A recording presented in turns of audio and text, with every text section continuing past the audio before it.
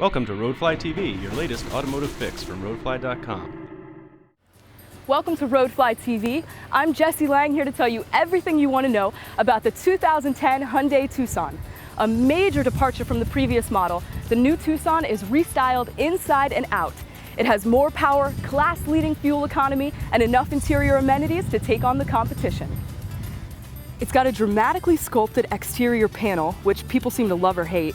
But considering that a lot of the rival cars have very boxy styling, I think the rounded aesthetic is a good thing.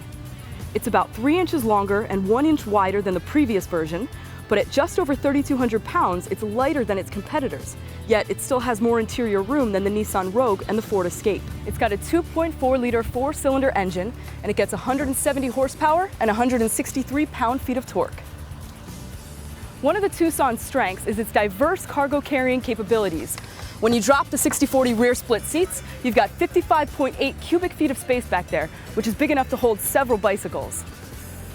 Small items are also easy to stow. They've integrated small trays into the door panels where you can stash your MP3 player or your phone, and there's also a center armrest and rear cargo storage tray. Now, the Tucson is actually the smallest CUV in the Hyundai lineup, but you wouldn't think so given the spaciousness of the cabin and the comfy seats. And part of what gives the cabin that spacious feel is that the dashboard is set lower. It has a really simple yet distinct instrument cluster. The tachometer and the speedometer are analog units, and they've got blue lighting, and they're set back in these nicely sculpted tunnels. And all of the dash controls are very easy to use. Now, the panoramic sunroof extends all the way from the driver's seat back to the rear passenger seats. The back part's a little bit of a tease though, because you can't open it, but it's still really nice to have it there. Now, the all-wheel drive system uses intelligent torque-controlled coupling, which measures variables like the wheel speed and the throttle position to determine how much torque it needs to distribute between the front and the rear wheels. So this is constantly adjusting the distribution of torque based on your road conditions and the way you're driving. Now, with an all-wheel drive system, you need tires that are going to offer proper traction. So the Tucson's got 18-inch wheels and tires that have just the right tread pattern for mud and snow capability. Acceleration is good, it's competent, you can make quick and safe lane changes. You know, it's not an incredibly powerful engine, but it's not a sports car. It's a crossover, and it definitely does the job. Now, the Tucson has one of the best fuel economy ratings in its class. The all-wheel drive version, which is our test car, gets 21 miles per gallon in the city and 28 on the highway. And with figures like that, the Tucson qualifies as a partial zero emissions vehicle. In 2005, the Tucson was the first vehicle under 20 grand sold in the US that had 6 airbags and electronic stability control as standard equipment. And this year, they've added 2 more firsts. They've got Hill Start Assist Control, which helps minimize backward rolling when you're on an incline.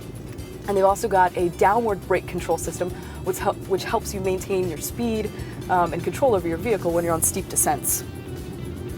Now, the automatic, like our test car, has an overdrive lockup torque, which gives you better fuel economy at highway speeds, and it also has an eco indicator to give you driver feedback for lower fuel consumption.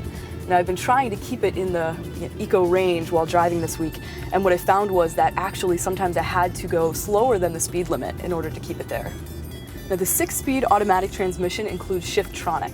We're starting to see this on a lot of cars. Basically, the feature was originally developed for sports cars. There's no paddle shifters, but it gives you the option of a clutchless manual shifting when you're driving on inclines or winding roads, or when you're trying to pass people on the highway, which can be really helpful. Now, the base version of the limited all-wheel drive model comes in at $25,800, and our test car came in at just under $30,000, which has the premium package. Now, the premium package offers a lot of the features I like the most. You get the navigation system and the big sunroof, and you also get a really strong audio system. So basically, at the end of the day, you get a really fun car to drive with a ton of interior features for under 30 grand. Hyundai has come a long way since they introduced the Excel in the US in 1986, and the quality of their vehicles is raising the eyebrows of some of their competitors.